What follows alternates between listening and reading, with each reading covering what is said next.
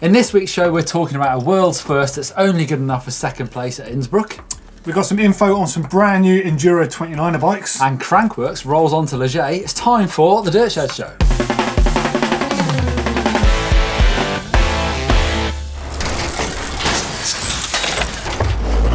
Yeah, welcome to Dirt Shed Show with Chain Reaction Cycles. Unfortunately, Martyn's ill this week, so get well soon, Martyn.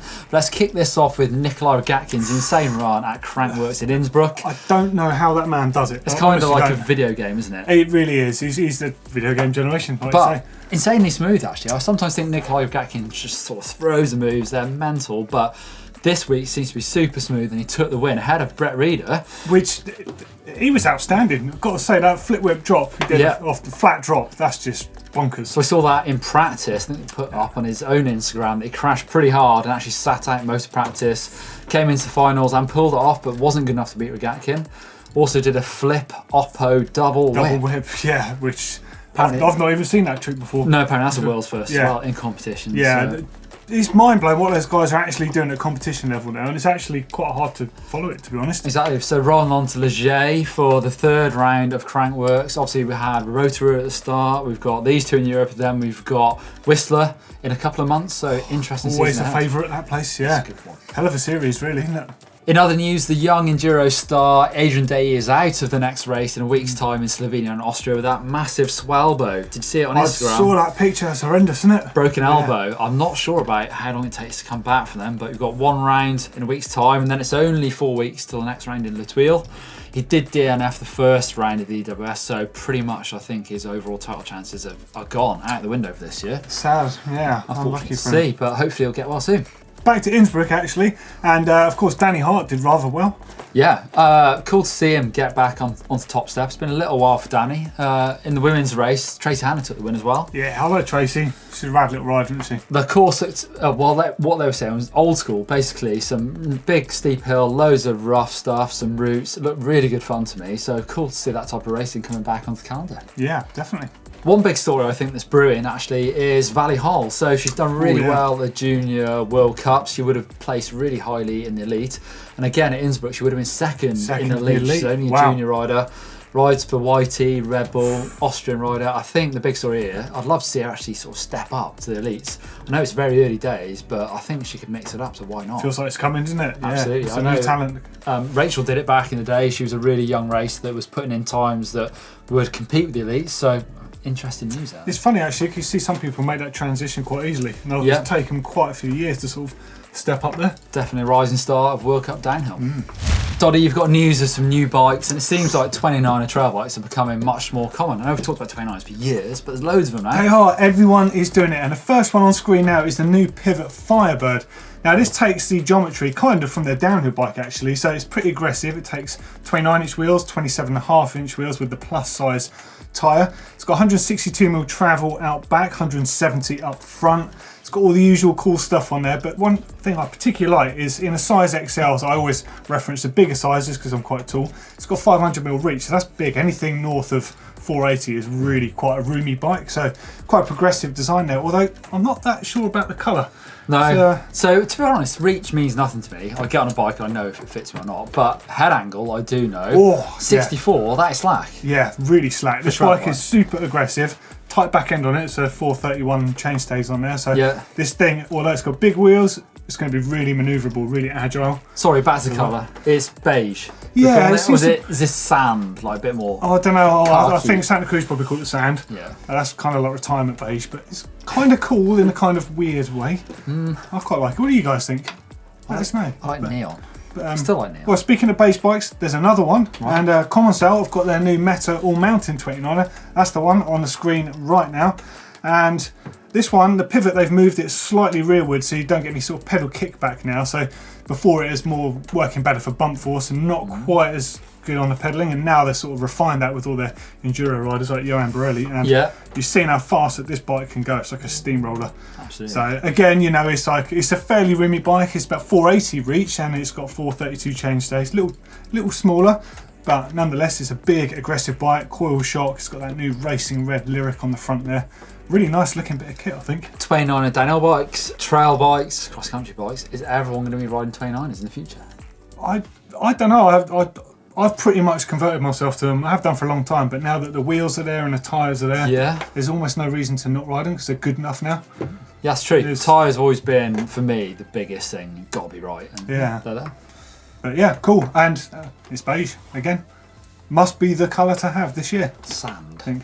Sand, beige, chino beige. I don't know what it is. Retirement sports jacket beige. That's what I'm going with. We've got some post Dirt Shed Show. It's addressed to Martyn, Neil, Blake, Doddy and team. Thanks for all that you do on the channel. Hope that you save the date as a bit of an art. I hope you like to save the date as a bit of art.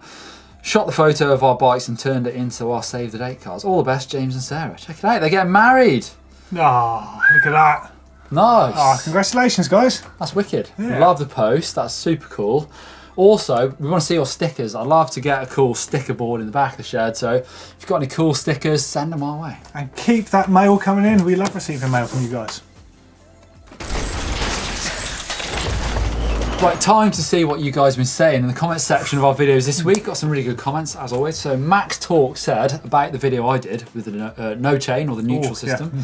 He said, I suspect no chain is more a psychological thing than a mechanical one, i.e. when you know you can't pedal out of corners as a rider, you pay more attention to the exit turns and carrying speed, etc. I agree, it definitely plays part, and I noticed that when I was riding. It really... So you have to treat it accordingly, I guess. Well, it was loads of fun. I felt like I was really having to be smooth and fast. But I think it can be the best of both worlds. That's what I'm trying to say. Yeah. Is you try and do it so you can use a chain and have that chainless effect on your bike. It makes a massive difference. Chainless definitely does have an effect on some suspension designs. Yeah, can't argue that. Yeah, but I think it's kind of right with the psychological thing. Absolutely. But, Psycho Duck 72 says, "Have you been to Australia?" I always get these places. Is that the one where Sam Gaze is from? Or is that New Zealand? It's the land of the long white clouds. Oh, that's one. Oh, the Lord of the Rings place. That's the one. It. Yeah. No, I get it. Yeah. I've been to Australia. We do know which one's which. I raced the Downhill World Cup at Canberra. It was very average. I love Australia. I went to Sydney a few days previously. Loved it there. Canberra's a bit all right. I'm talking about the track here, downhill track. Free. Right. Yeah, understandable. Yeah. You then? No, I haven't. I'd love to. Especially Counts, actually. I'd love to see that place. Yeah. Some wicked tracks. Actually, I did ride some of the downhill tracks in the northern beaches by Sydney. It was actually surprisingly good. Not a massively loads of elevation, but loads of good little tracks over there. Cool. I know another place down that way, Tasmania. Keep getting lots of emails from people in Tas saying the riding scene is growing and it's getting massive there. So maybe we need a bit of a trip down under there to check it all out. I think go and do an interview with Chopper as well whilst we're there. Oh, that'd be good. Dominic Tesla, Neil for downhill. If you had a choice, would you take a normal Fox dual crank fork, so triple clamp, or would you go for an inverted example like a Marzocchi Shiver? It's good for you, Doddy. Well, you've ridden a Shiver back in the day. They were terrible. Yeah, make no bones. Fairly bendy. Yeah, they were really heavy, really flexy. Although, what's the modern equivalent of an inverted downhill fork? Dorado's still really, isn't it? Still doing that. Boss, of course. Yeah, the Brendan's got, I don't know. I see the advantages of a modern downhill fork, like a Boxer or a Fox 40. They're stiff, they work really well, so why go too far away from that? Yeah, I agree. I don't think you need to do it.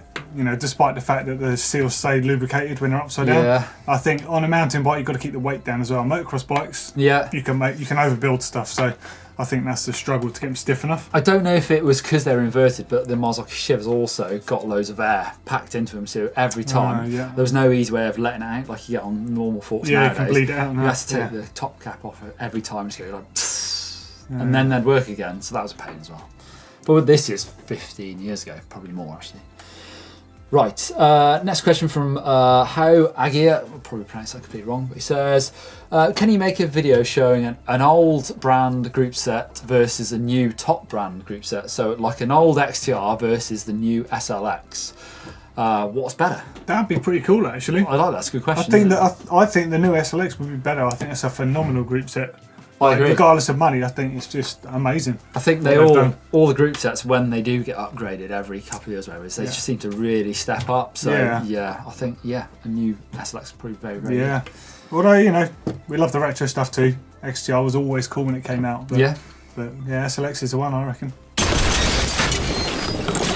Fails and bails. Haven't done this for a while. Ben Davison kicks us off. First time he hits this jump and goes wrong, I presume. He sent it to fails and bails.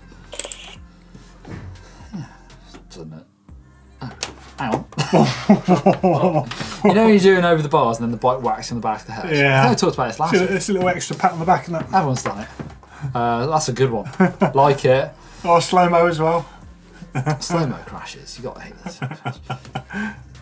Whoa. Good old Scorpion. Scott Masters. Nice one, Ben. Yeah. It's got me in the mood. Roll VT.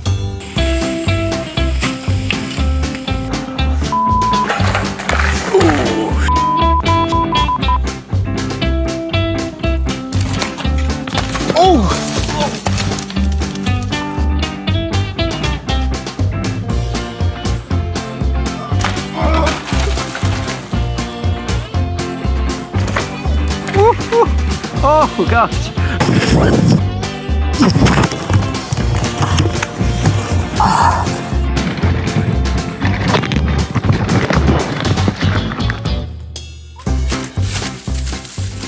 Now it's time for Bike Vault, brought to you by Chain Reaction Cycles, where one of you lucky viewers can win a £100 voucher for shopping at Chain Reaction. Let's see some bikes. Let's get into it. Right, straight up. So this one's from Becca and New Brunswick. It's nice. What is that? Giant Liv? Yeah, it looks like a Liv. Yeah, it's tiny, isn't it? That's cool. I like that. I like the Looks colours. I'm saying nice. I'm saying nice. Good. Go nice. Next up is from Jimmy Johansson in Sweden. That's a pretty cool looking Scott. Spark. Yeah, very colour coordinated there. Nice trail, looks good as well. I like the look of a super dry Swedish trail. Yeah, it looks nice. I'd love to go there actually. Stealthy, I've ridden in Stockholm with Blake. It's cool, super good actually. Nice. What's that? I'm Nice. saying nice. Style's nice. It's nice.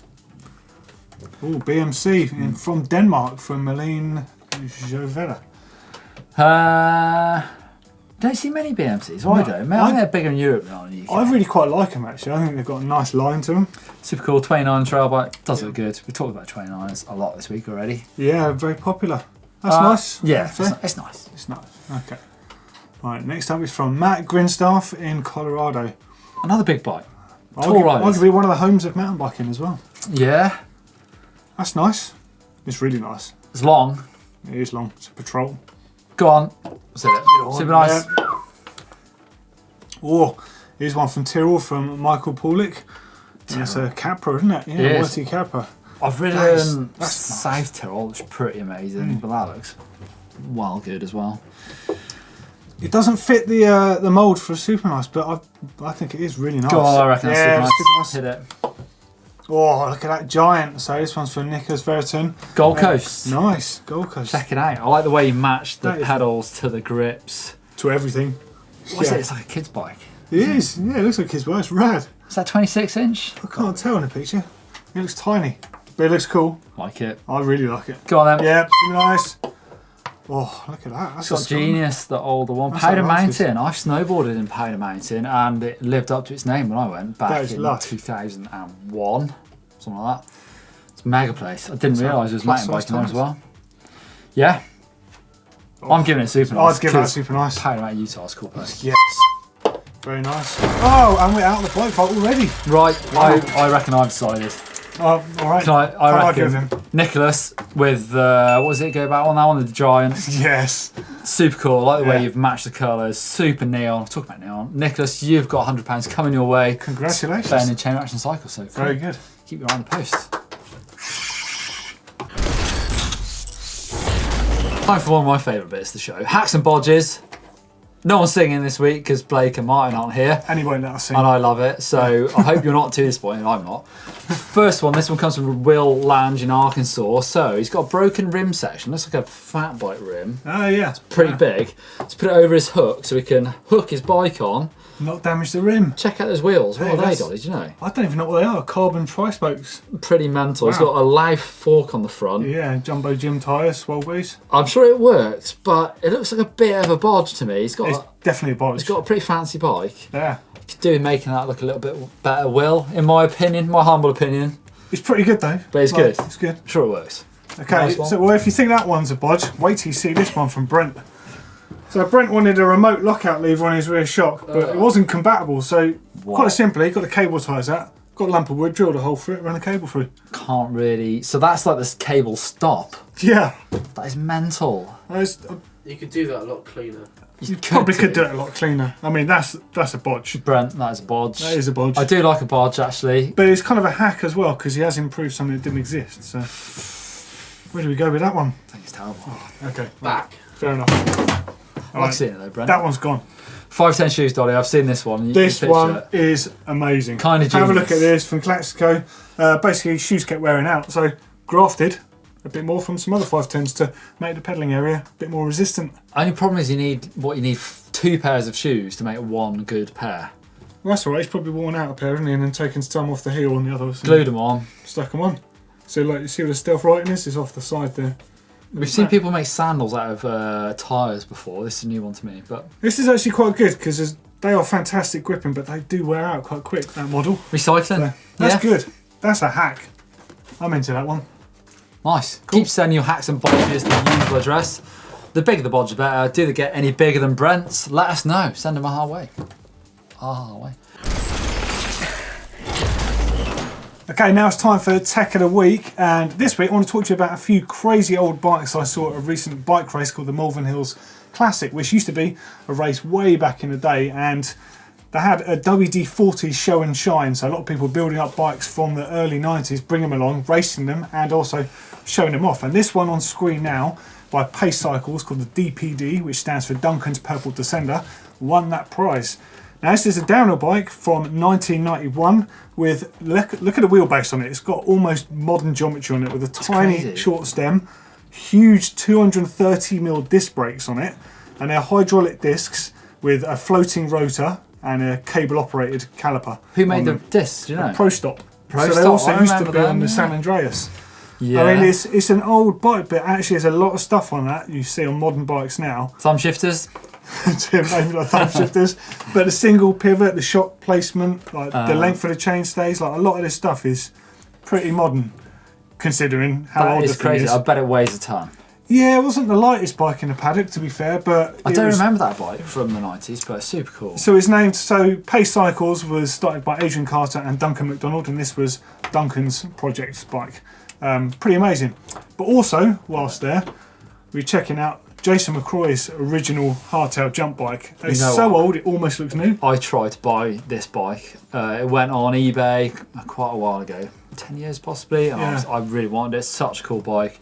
There's carbon RockShox forks. What are they called? Judy, Future Shock FSX or something like that, I think. Love it. Those bars. I had some of those bars. 3-inch riser Sonic bars on there, short stem, grip shift. X-ray grip shift. What are those Onza grips called? Corky paws. Had some of those. And of course the JMC logo. But then he also, the same owner, had JMC's full suspension bike as well, the Stump Jumper FSR, which is one of the first bikes, mass-produced bikes of that style that works. So I took a look at one of those a few years ago for GMBN. Actually, I went down, specialised in the UK, and took a look at it. That's the third one that was also there. Ah, right. So I compared that to a modern demo, and again, lovely bike.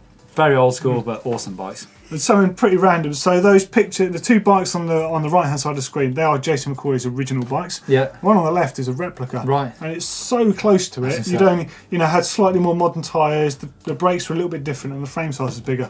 But other than that, the owner had basically put this thing together from images of Jason's original bike. No, we're getting nerdy, but I love it. So cool. Well, let's just finish off on one which is just the most bizarre thing ever. So John Tomac was arguably one of the best riders in the world, best racers.